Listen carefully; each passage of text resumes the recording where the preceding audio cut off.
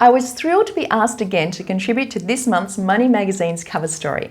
For this article, Money Magazine set me the challenge of finding an investment property that would cost less than $50 a week.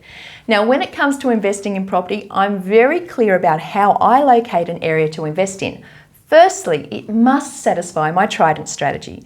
The Trident strategy gives me 3 ways to make money. 1, when I buy, by buying below the market value. 2, I add value to the property by creating a higher or better use of the property. My strategy to do this is renovation. Finally, I look to long-term capital growth. Growth allows your wealth to, well, grow, and that's what will allow you to achieve your goals. Think of it like this. If you bought a property that you plan to sell in 8 years' time, then you want that property to be worth more than you bought it for. It's not enough to have a property that only costs you $50 a week. Over 8 years, that's $20,000. But if you had a property that was growing by 9% per annum, then in 8 years' time, your property would have doubled in value. So when issued the challenge by Money Magazine of recommending 2 places to buy that would cost less than $50 a week, I decided to step it up and find suburbs with potential for growth and renovation as well. So, where to start? I started with research. I grabbed a copy of the Ripe House Top 10 Suburb Sweet Spot report that appeared in Money Magazine a few months ago. Then I purchased Suburb Predicted Growth reports on Residex.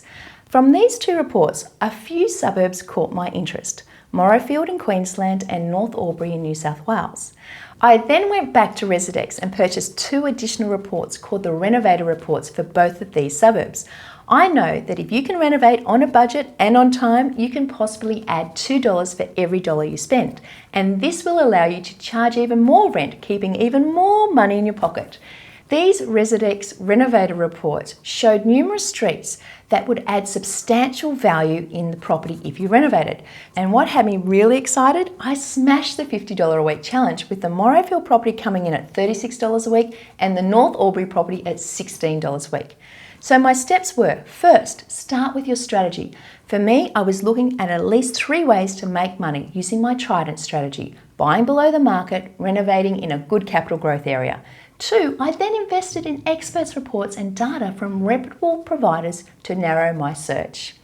As you can see, with careful research and a plan, creating wealth through residential property is possible and it need not cost a lot.